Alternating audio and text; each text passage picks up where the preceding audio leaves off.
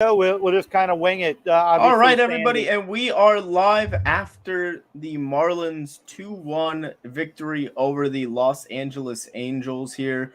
Marlins get within one game of 500 on the back of Sandy Alcantara. Goes 8 innings, 10 strikeouts. There was a little bit of thought as to whether or not he would pitch the ninth, but ultimately it does go to Tanner Scott. Scott gives up one run, but Joe, you were there tonight. That felt like one of the more complete Sandy performances of the year, despite not going 9 innings. Yeah, Eric. First, thanks for doing it tonight. I'm at the park here, and as you can see, I got my fingers in here because they got the loud music blaring. So I want to make sure I hear it. So bear with me while we do this. I could hear you when I do this. Otherwise, but yeah, one of his more complete games. And Eric, what struck me tonight was obviously the Angels are Los Angeles. The All-Star game is in Los Angeles at Dodger Stadium. A lot of media here. Obviously, the Angels are a popular team. Shohei Ohtani pitches tomorrow. I think Sandy was making his case to start the All-Star game. I think he wanted a deal tonight. First inning, what did he do?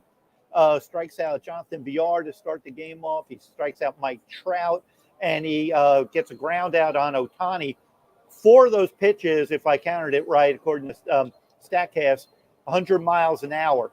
Three of them to Ohtani, and you could just see that Sandy had a little more juice. He was really wanting it, and for a while I thought he was going to throw a perfect game. I mean, it was perfect, do 4 2/3, gives up the single, and then just Trout gets an infield hit after that.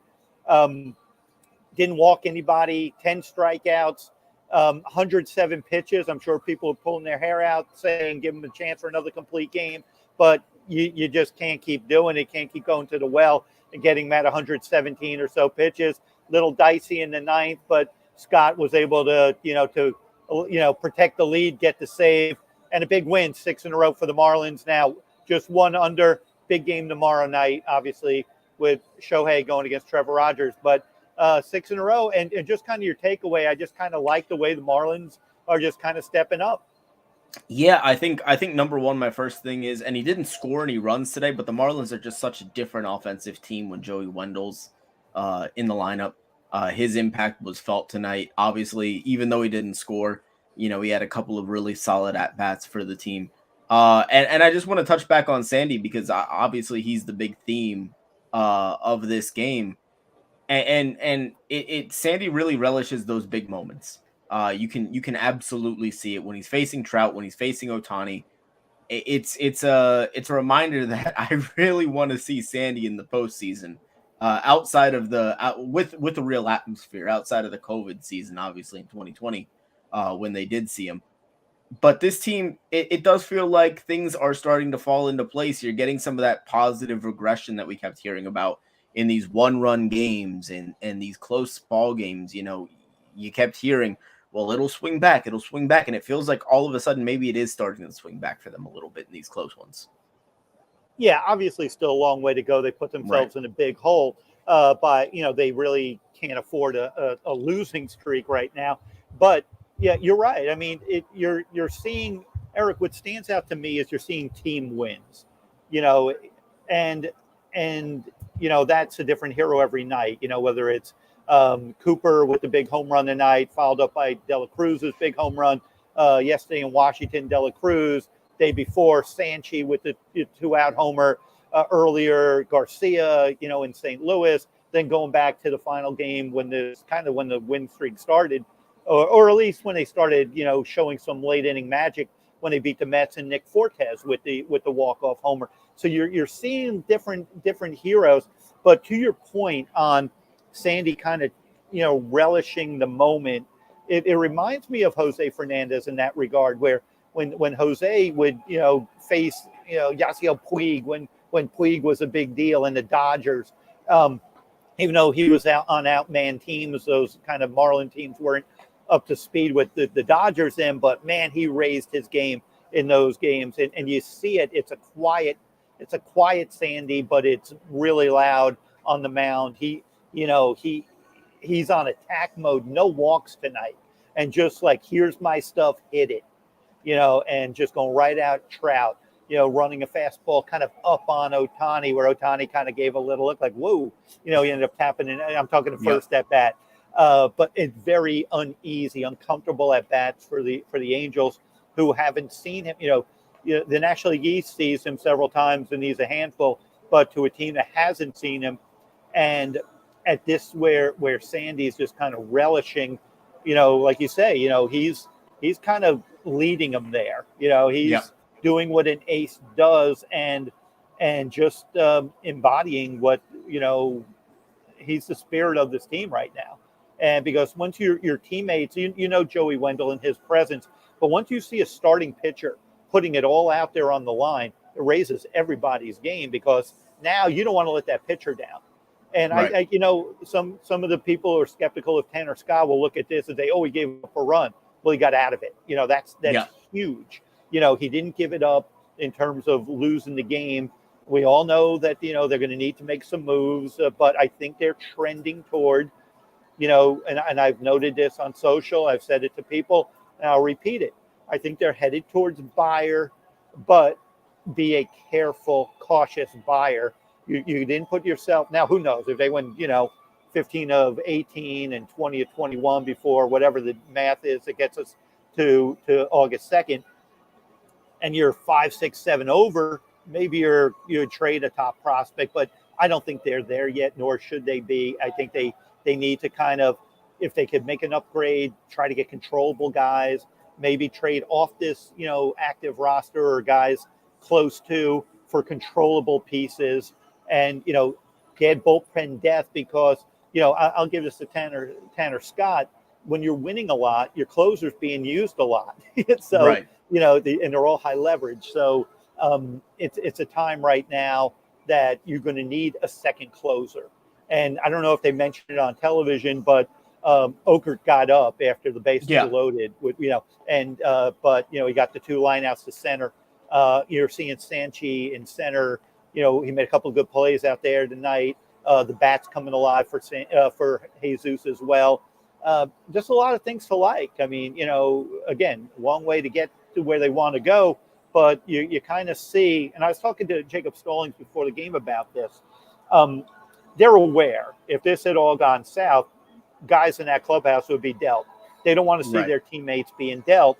And I asked Jacob, I'm like, I can't speak for you, but I would think as a player to think if this team got broken up before it really got its traction, that's got to hurt that you didn't really show the best that you can be. And keep in mind, Jazz isn't back. Soler is out. And regardless of Soler's struggles, he's a threat, just like we saw Garcia, a threat. So again, I'm seeing this team trying to find its footing, and they kind of are right now. Yeah, I think when you look at specifically in the lineup, I think there's a lot of guys that the Marlins could view as almost like trade deadline acquisitions, because you look at it takes a lot of pressure off of guys like Soler and Aguilar and Garcia when you have Cooper in the lineup, when you have Wendell in the lineup, when Jazz comes back, when Rojas is starting to hit like he's been starting to hit. And so you don't need all of those guys to produce all at once. You just need maybe 2 out of the 4 between Soler, Garcia, Sanchez, or Aguilar to get hot, maybe at the same time, to really have a formidable lineup when you have the guys, kind of setting things up. I like what they have with Birdie and lately Wendell at the top of the order. Anderson's going to give you what he's going to give you and be pretty consistent. It's just really a matter, and then they're going to get some of the starting pitching back that they've lost. Will start to come back closer to the All-Star break and the deadline. But one of the names that I'm looking forward to seeing most, and he recently pitched in a rehab assignment in Jupiter, looked pretty good, is Cody Poteet, because he's a guy that has shown that he could be really solid in that kind of mid-inning bullpen role where he can give you 1 or 2 innings.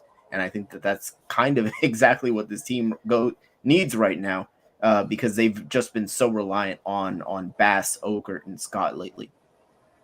No question. Because as you know, they don't score a ton of runs. So there's not many blowout games where you can win the game with your closer getting the night off. You're winning because your closer has to be out there, and your main setup guy has to be out there.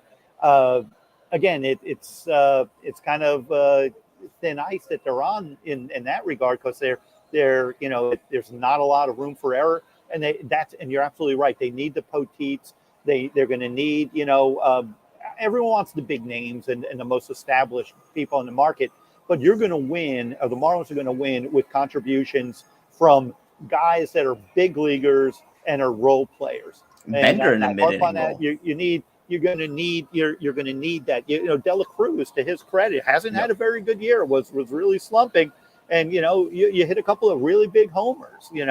Billy Hamilton gets a stolen base tonight. It's like it didn't lead to much, but it's you could see what he's capable of doing, and that's what everyone's got to have a role, and that's where you win as a team. You don't just win with a couple of individuals. We've covered plenty of teams like that. We could cover the 17, rehash the 17 Marlins and have an MVP in Stanton. You have D. Gordon stealing like 60 bags or close to it, and Ozuna hitting, almost 40 homers, and get excited about that. But that team went nowhere. We Right. just every night we could circle a few players, and Marlin fans have been lulled into believing that that's baseball. That's kind of what big league baseball looks like. No, it looks like Brian De La Cruz with a walk-off homer or a go-ahead homer, or Sanchi one night, or Cooper with a homer, or Sandy going a complete game, or Oker, coming up getting big outs, Tanner Scott. You win as a team, and you win with the depth. So again, I think they got to move cautiously, because I still think they're kind of looking at that 6th wild card. I don't really see any of because if you look at it this way, if you want to handicap where the season is, 2 teams in the NL West, in the Dodgers and the Padres, are well over 500. You got to figure both are in, and the Giants still are possible. Then you go to the Central. You got the Brewers and the Cardinals. Brewers got a bit of a padding there, but then you got the Cardinals. They could falter a little bit, but are they going to fall completely out of it? And then in the East, you got the Mets and the Braves. So it seems like the vulnerable one is the Central. And then ahead of the Marlins, you got the Phillies, you got the Giants, and then the Cardinals, obviously. So I see them looking at that 6. So you're not going to mortgage the future for a 1-year rental run, And so I think if you could get a little more athletic, I've talked about that. We've talked a lot, Eric, about Cooper and Aggie aren't very athletic. If you parlay one of them into more athleticism, you have a different dynamic of your team. But you're going to need all these players. Yeah, and to be fair, I think the Marlins have done a really solid job of cultivating kind of that depth that we mentioned. I mean, we didn't even see a guy like John Birdie today, but we saw Luke Williams come in and he got a hit Yeah, when Garcia got ejected on a really rough call. But you're absolutely right about that, and I don't think that they want to put themselves in a position where they're necessarily blocking off some of the younger players that they have in the minors either. I mean, unless they're planning to deal those guys. I mean, a guy like JJ Bleday has really started to swing the bat pretty well in AAA. I can't imagine they want to get somebody that's going to block him for years to come. So it's really just a matter of being cautious with the deadline moves and kind of being smart about things, because you have some built-in additions coming with Jazz and Soler and Luzardo, and it's Castano and Garrett have been great, but it's hard to imagine Max Meyer staying down in AAA that much longer if the team continues to compete. So you're looking at it as, sure, we want to add, but we also need to make sure that we're doing it responsibly. absolutely, absolutely, and that's a really good point to end it on. I didn't want this podcast to be too long, but we wanted to do something live, and obviously, the 4th of July there was a big win, but we Right. took the holiday, but we wanted to get out there with a really kind of to the point podcast, wrap up with a really good opener, because it was a good clean game. Yep. I don't outside of the 9th inning, no walks. They didn't walk anybody. Just good baseball, and tense, and that's they're starting to win. If you're starting to win these games, these close games, now what's their 1-run loss record?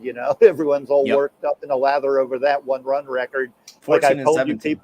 I've told people, pay much more attention to who scores first, because when you see that, those numbers are very slanted. When the Marlins score first or the opponent scores first, that's a lot more indicative than the one run stat. But look at that. There's a lot of stuff to look at. We'll be all over it.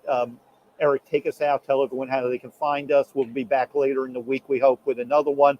On Wednesday, I'm going to do my prospect podcast with David Fernandez. I'm going to try to get that done before I get to the ball game tomorrow night to see Ohtani here at Lone Depot. 13,000, decent crowd for a Monday. You could tell there's probably about 5 or 6,000 more than a normal, Monday because of who, or Tuesday, excuse me, because of who was in town. But Right. It's good to see that the word's kind of getting around town. Carry us out of here, and thanks everyone for tuning in, and we'll see you soon. Absolutely. Just want to thank everybody for tuning in one more time. You can find us on the 5 Reasons Sports YouTube channel with all of our full podcasts. You can also find our podcast clips as well as commentary on the Man on Second Twitter account. That's going to be Man on 2ND. And just a small nugget here. The Cardinals are trailing the Braves 7-1 in the bottom of the seventh. So there is a good chance tonight that after this big win, the Marlins will be not only one game under 500, but 3 games out of the final wild card spot. So at the very least, we are thankful that we have competitive baseball to watch as we continue to take you guys through the season. We thank you, and we will see you again shortly.